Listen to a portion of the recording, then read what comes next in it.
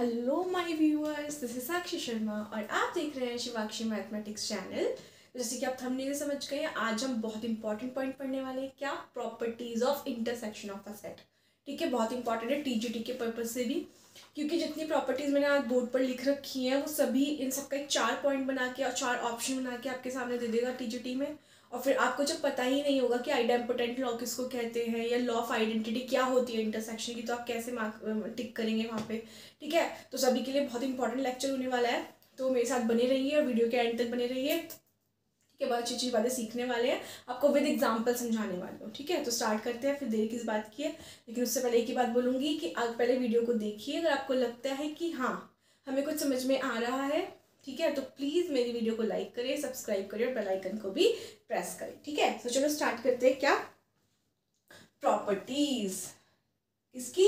Intersection की। ऐसे हम किसकी प्रॉपर्टीज पढ़ चुके हैं? यूनियन की भी प्रॉपर्टीज पढ़ चुके हैं। ठीक है, तो जिसने नहीं देखी मेरी वो वीडियो, तो वो आई बटन पे क्लिक करेगा ऊपर।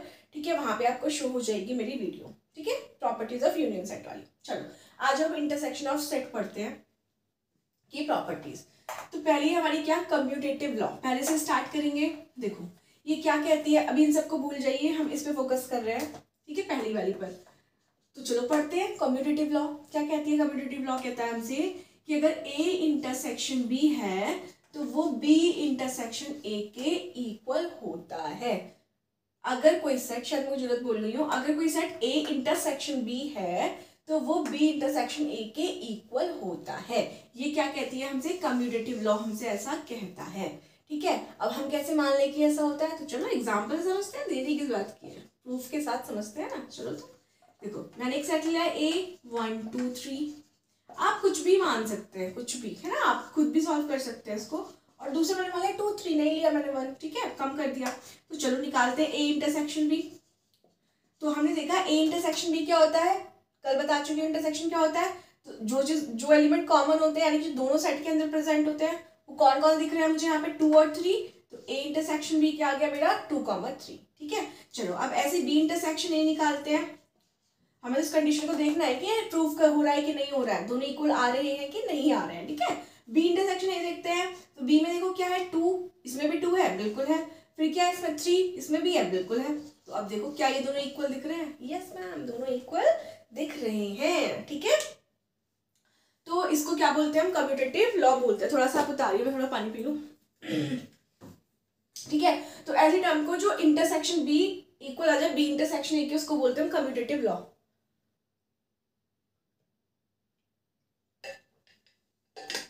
आई थिंक आपको समझ में आ गया होगा। ठीक है, आप कुछ भी एग्जाम्पल मान सकते हो, कुछ भी।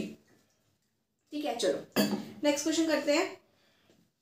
समझ में आ गया होगा। चलो नेक्स्ट प्रॉपर्टी करते हैं। क्या? Associative property.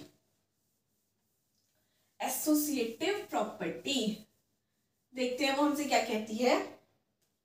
एसोसिएटिव प्रॉपर्टी या लॉ हमसे ये कहता है, दूसरा क्या कहता है बेटा, कि अगर ए इंटरसेक्शन बी है और इसका भी इंटरसेक्शन सी। एसोसिएटिव लॉ में हम 3 सेट की बात करते हैं, ध्यान रखना, चाहे वो यूनियन है चाहे वो आपका इंटरसेक्शन है, हम हमेशा 3 सेट की बात करेंगे। ठीक है, तो ये किसके इक्वल बताया? एसोसिएटिव लॉ ने बताया कि अगर हम ए इंटरसेक्शन ऐसे बी इंटरसेक्शन सी लेंगे तो ये क्या होता है आपका? इक्वल होते हैं। ठीक है, चलो थोड़ा सा एग्जाम्पल समझ लेते हैं।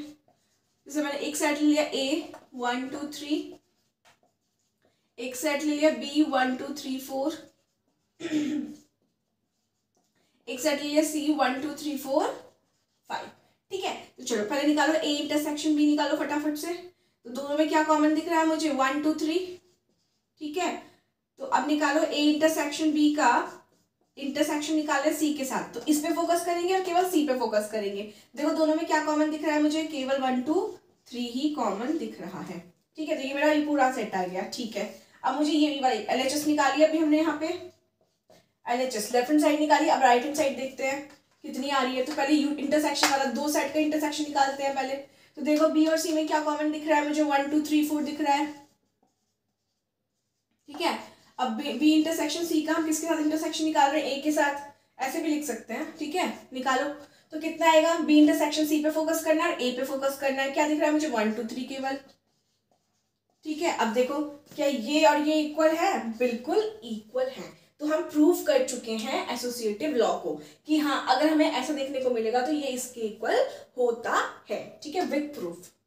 ओके, कभी नहीं भूलेंगे आप, अगर एग्जाम्पल समझेंगे तो कभी नहीं भूलेंगे। ठीक है, और एग्जाम्पल आप कुछ भी अपने पास से मान सकते हैं।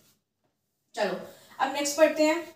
ये क्या लिखा है ना आपने, लॉ फाई एंड यूनिवर्सल। ये तो डिफरेंस समझ ही रहा है ना, बहुत अच्छे से एक्सप्लेन कर चुकी हूँ यूनिवर्सल और यूनियन को। ठीक है, जिसने नहीं देखा प्लीज मेरी वीडियो को जरूर देखें। ठीक है, लास्ट की वीडियोस को। चलो law of phi and union, तो देखो क्या कहता है, वो कहता है अगर हम किसी सेट का इंटरसेक्शन फाई के साथ लेते हैं तो हमेशा क्या आता है, फाई। बताने की तो जरूरत नहीं है, बता दीजिएगा मैम। चलो ठीक है, समझ लो क्या दिक्कत है। सपोज एक सेट ले लिया मैंने A1,2 और ये दूसरा सेट क्या है मेरे पास 5, मतलब कि क्या है ये एम्प्टी सेट, कुछ भी नहीं है। और मुझे इन दोनों का क्या लेना है, या आप इसको 5 भी बोल सकते हो ना ऐसे। तो अगर मुझे इन दोनों का इंटरसेक्शन लेना है बेटा जी, तो क्या है, क्या कुछ कॉमन दिख रहा है इसमें, कुछ भी कॉमन नहीं है। तो क्या है, नल सेट ही तो है ना। क्या आ गया, ये नल सेट ही आ गया। ठीक है, चलो अब यूनिवर्सल का पढ़ते हैं। क्या कहता है यूनिवर्सल, कि अगर कोई एक सेट है और उसका इंटरसेक्शन यूनिवर्सल के साथ लेते हैं बेटा, तो वो हमेशा क्या आएगा, ए आएगा। यूनियन में अलग था, यूनियन में जब हम एक किसी सेट का यूनियन ले रहे थे यूनिवर्सल के साथ, तो यहाँ पे क्या आ रहा था, यूनिवर्सल आ रहा था, क्योंकि हम एक साथ बात कर रहे हैं।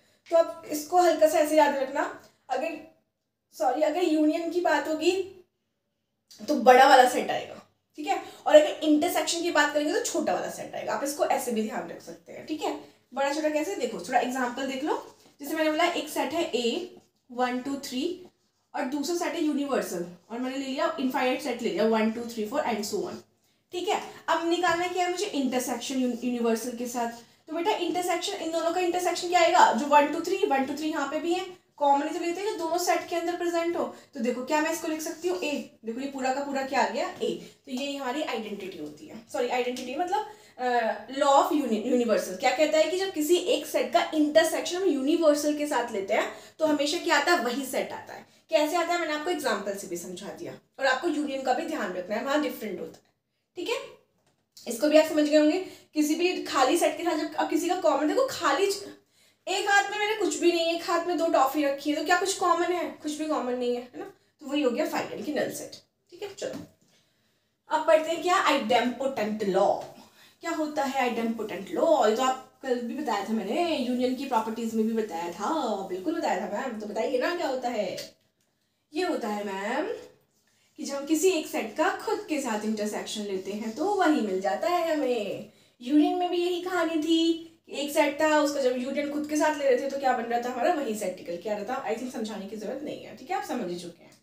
ठीक है, तो ये होता है आपका आइडेम्पोटेंट लॉ।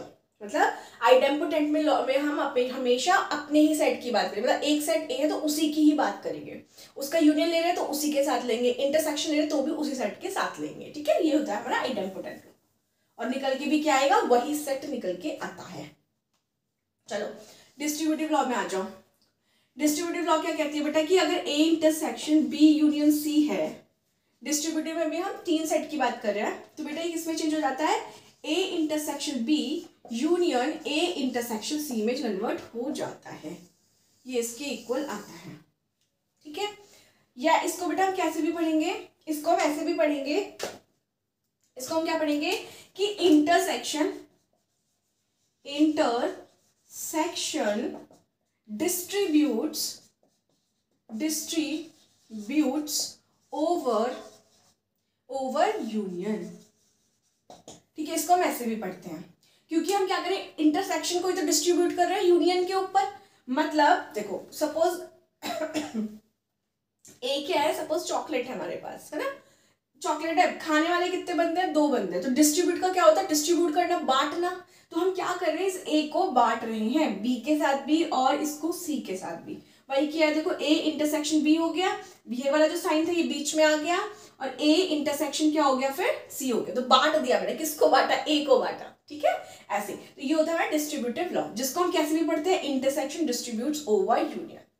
ठीक है, तो आप थोड़ा ध्यान रखना। ठीक है, तो आई थिंक आपको समझ में आया होगा।